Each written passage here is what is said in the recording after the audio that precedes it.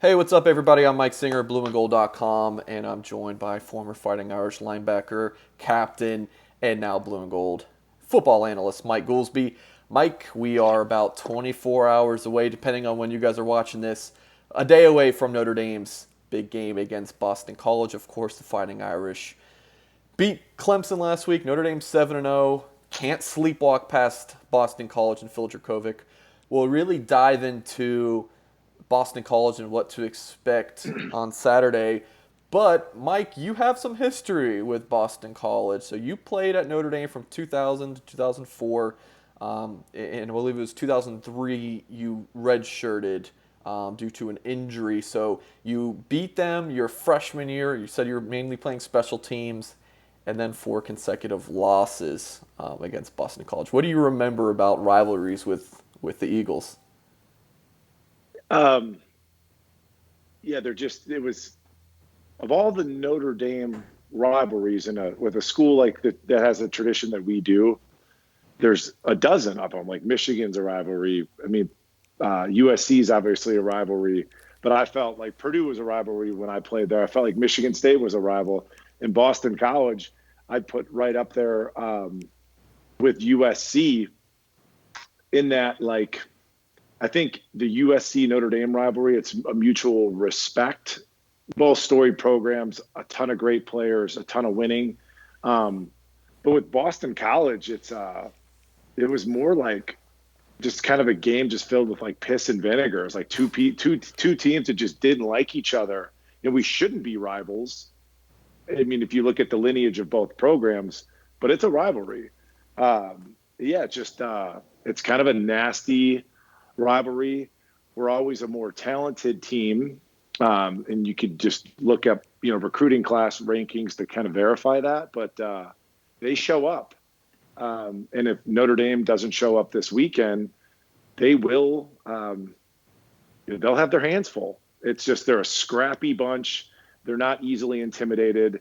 They play hard. They're well coached, and they'll capitalize on mistakes. And the team that they have this year, they've created a lot of turnovers, which we haven't really. We've done a good job of taking care of the ball thus far this year. But famously, Mike, going back into my history with them in 2002, we're the number four ranked team in the country, not quite number two, but number four, coming off a really monumental win, beating Florida State in Tallahassee when Florida State was still a powerful program, brand name program. And we come out, we throw on our green jerseys, and we put the ball on the ground seven times. We lost five of them, and still lost. We hung in the game, only lost 14-7. But when you play a team like a Boston College, it's like, how in the hell do you put the ball on the ground seven times? But it's like playing Boston College, we did. So those are those kind of weird, fluky things that you really have to just be on. Don't play uptight, but you got to be conscious of. Make sure, Notre Dame fans, after the game on Saturday, Mike and I will go live on YouTube. You're watching this on YouTube, so make sure to subscribe to our channel, like this video, and join us on Saturday after the game. Mike, I have a tweet pulled up on the screen from Jamie O'Hara who says, Mike, for your Boston College Prep podcast, please ask Goolsby to share his story of his 2002 post-game skirmish with a Boston College player when he was catching up with a former high school teammate who played for Boston College. So, Mike, I don't know this story, so I'm looking forward to hearing about it. Yes, I'm a little conflicted getting into this, um, and it was so it wasn't a former high school teammate of mine that I was speaking to, but the guy, the player that the tweet is referencing is a teammate of mine, Pat McShane, who was a tremendous player in high school. But yeah, he went to Boston College anyways. But no, I was talking to their head coach after the game. It was Tom O'Brien, and so back then when we actually had real grass. And I don't know when this tradition started. You'd have to talk to somebody on the BC side. But at some point in time, like when BC would beat Notre Dame, they would tear up our field, like physically tear it up. And I think that even some of the players would like take a piece of the sod or take a piece of the turf home with them. It was like their thing. And I knew that was a thing of theirs. because obviously I'd lost to him 2 years prior in '02, the game I just referenced. And I remember talking to Coach O'Brien, and he was like, "You're a good, great game, or you're a hell of a player," or something like that. And I remember telling him, I was like, "Thank you," but I was like, if I see a piece of turf or something like that, and as I'm talking to him, I could see and I can visualize it now. And I would have forgotten about this had the tweet had not surfaced. I probably would have forgot about this in time. But as I'm talking to Coach O'Brien over his left shoulder, I see a freaking piece of grass go flying in there, like a chunk of sod. And I just lost it, man. I just instantly lost it. And then I grabbed the guy, and the guy who it was, his name was Jeremy Trueblood, which adds another layer to the story. So Mr. Trueblood, and then he went on to play for a handful of years in the NFL, but he's like a 6'8", 6'9", like offensive lineman. I just grabbed him by the back of his shoulder pads and was like, like I said, I saw red. I don't even really remember what I was saying or what all happened. And then Carlisle, our quarterback, God bless him, he just like happened to be there, and he like sort of like put his arm around me and walked me out of there. And I started crying because I was so upset. I was just so angry that we lost, and then just like that level of disrespect and all that. So I'm not proud of it, but I am proud of it because, I cared, man. Yeah. You know what I mean? It mattered to me.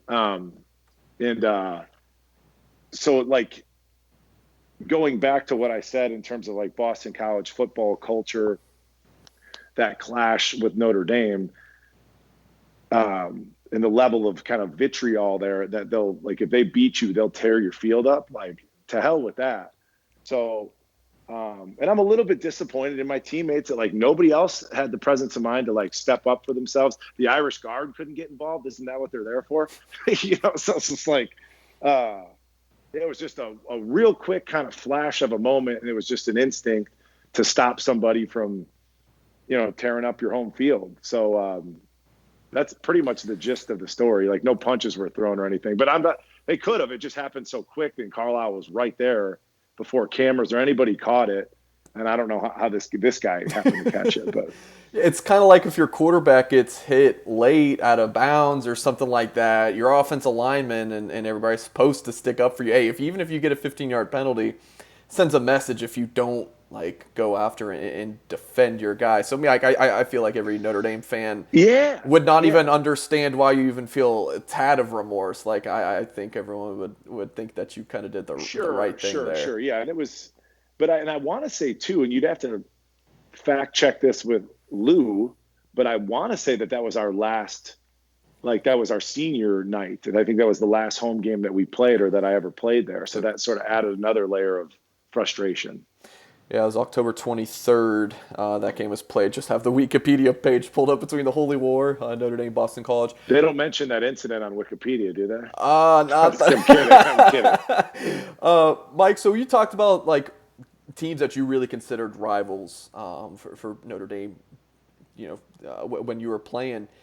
Who would you consider Notre Dame's biggest rival now? It seems to change based on who's on the schedule right now. So I feel like if you ask Notre Dame fans, at least the ones I interact with the most, they would say it's Michigan. That's at least the ones they talk about the most.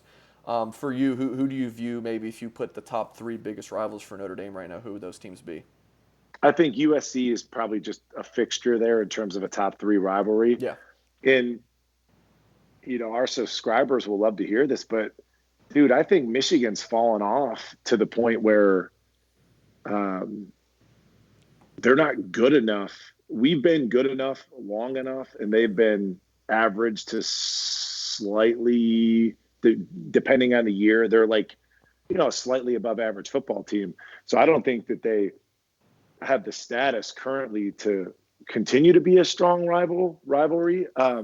I think Clemson is definitely a budding rivalry because we've had so many good games. So many games with them that have gone. Yeah, like 2015 was a tremendous game. Yep. We've got our doors blown off a couple times, but that's kind of turning into a fun rivalry.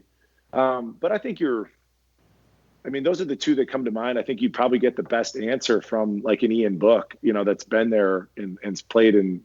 I'm not tapped into.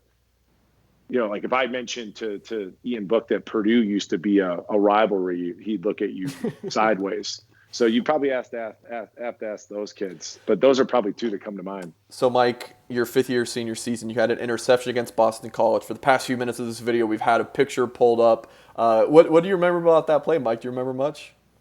Well, the guy that tackled me is the same guy that I went after the game, that True Blood. It was funny. I remember I was asked about that interception at the NFL Combine, and I want to say I think I had man coverage in the tight end, and I bid a little bit on play action, and I just happened to turn around, chase the guy down and kind of track his eyes, and then it was a really nice play. I probably should have scored on it, and cut back a little bit. And I remember it took us because I think I returned it to our 3-yard line, and it took us 4 plays to punch the ball. And I remember that. I remember it was a very wet game, but yeah, it was a nice play. And I think I had a pick that game. And I think I had a pick maybe the week before. I think we played Tennessee. So I had 2 picks back to back, or the next week was Tennessee. I don't remember a lot of this stuff. Where's Lou at when you need him? Right. So yeah. All right, so Mike, that's that. If Notre Dame would not have beat Clemson, all this week would have been about is Ian Book, Phil Jurkovec. That's what the entire week would have been. But since Notre Dame beat Clemson and Ian Book has kind of vindicated with Notre Dame fans a little bit. They're at least, the haters are silenced a little bit. We won't get too much into Ian Book versus Phil Jurkovec, but you've made your thoughts known on Phil's transfer, in that you're happy for the kid. I feel like a lot of people are on one side or the other, but there's just a happy medium of he's there, Ian's here, everyone's better for it. When you look at it, so Phil Jurkovec committed and signed to play for the Irish. It wasn't working out the way he wanted to work out. The kid's a natural competitor, which is why probably a lot of our fans, loved him at one point. He didn't look great in that spring game, but he's a competitor. He wanted to play, and he's a really good player, man. And he plays hard, and he's a tough son of a bitch. If you go back and watch that Clemson game, he got knocked around, and he was still out there throwing punches into the fourth quarter. And he's had a heck of a season. He's been a really efficient quarterback. I think last week against Syracuse, he's completing 70% of his passes. They have a deep threat outside in that number 4, Zay Flowers. Notre Dame's going to have their hands full. He's a good player.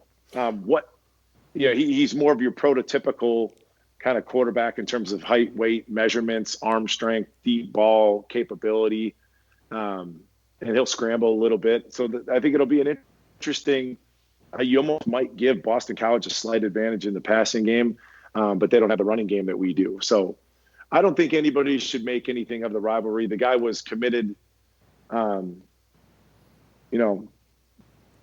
Burr has a great bit on this. I think I mentioned it once in the chat room or on the message boards, excuse me. But you at some point you love Phil Jurkovec. He changes his shirt. Ostensibly changes his jersey. Now you hate him. It doesn't make sense to me, I'm rooting for obviously the Irish, but I don't have any ill will towards a guy that transfers and is having some success elsewhere. So Notre Dame's coming in 7-0, number 2 in the country. Boston College is 5-3, coming off of a 16-13 win over Syracuse the week prior, 34-28 loss over Clemson, where they were up 13 points at one point, I believe. So their other losses this season, 26-22 versus North Carolina, and a 40-14 road loss at Virginia Tech. So the line, Mike, as we're recording this, is minus 13.5. So Irish favored by just about 2 touchdowns. What's your score prediction, Mike? I'll put you on the spot. What do you got? I don't have a score prediction, but and I'm obviously biased due to my history in playing against this program, but I would take Boston College with the points. I think BC covers. I think it's a much closer game than Vegas gives us credit for, is giving them credit for. The last 2 games that BC played were on the road at Clemson, at Syracuse, so they're finally back home. They'll be juiced up. We're coming off an emotional roller coaster. Kyron Williams got got the crap kicked out of him on all those blitz pickups. So I'm really curious to see what he looks like physically, because he just went through like a crucible physically, 6-7 days ago. And that's what we're going to lean on kind of in this game, as we always do. So that'll be, but if I had to give you a score prediction, Mike, as I'm buying myself time, I could tell you mine. I went 33-24 Notre Dame. So I also have Boston College covering the I like spread, that. but some fireworks a little bit. Notre Dame's defense is really good, so I still think Boston College will get 3 touchdowns, but Notre Dame will get down there a good bit, kick a few field goals. Well, but if we don't leave Kyle Hamilton over the top, that Zay Flowers, he's going to make some hay, because I saw him get loose against Clemson. He's already got 60 catches this year. So, and he's a legitimate deep threat, and Phil throws a nice deep ball. So, yeah, I like that score. I really do. I might say something more like, 28-21, okay, something similar. Sure. But yeah, I do like BC getting the points there this week. So you mentioned Kyron Williams. Look, he just had a super physical game in his 3 touchdown performance against Clemson. Let's take that a step further. Not only is it an emotional game, like you mentioned, Mike, coming off Clemson, but everyone's got to be pretty bruised up. You haven't had a bye week in quite some time. It's been a month and a half since that. So, and you're traveling. Are you worried much with Notre Dame's just kind of being nicked and bruised up and could have a letdown here? Being nicked and bruised up isn't so much of a concern as it is going to be matching BC's energy. I'm really glad that it's not an early kickoff. I think that would have factored in. Geez, we sound like a couple degenerate gamblers here, but like if it was an earlier kickoff, I'd be more concerned, because they're traveling east, that flight, et cetera. It's harder to get up for an earlier game. So I'm thankful that it's in kind of a later kickoff, but that's going to be telling, is the energy that we bring, because the fact that Notre Dame just knocked off the number 1 team in the country, that's like lifeblood for a team like BC. They live for this stuff.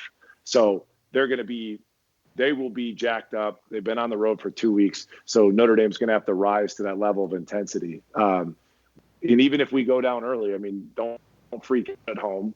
I do see us winning, but it's going to be a game. It definitely will be. Notre Dame fans, make sure to go to blueandgold.com for all of your Fighting Irish coverage leading up to the Boston College game. And again, about 10-15 minutes after the game, myself, Mike Goolsby, we're going live on YouTube to break down the game. And if you're not able to catch us live, you can watch the replay of it. We'll also post it in podcast form wherever you get your podcast, Spotify, Apple, wherever. So make sure to listen to that if you're not catching us live or watching the YouTube video. All right, appreciate it, guys.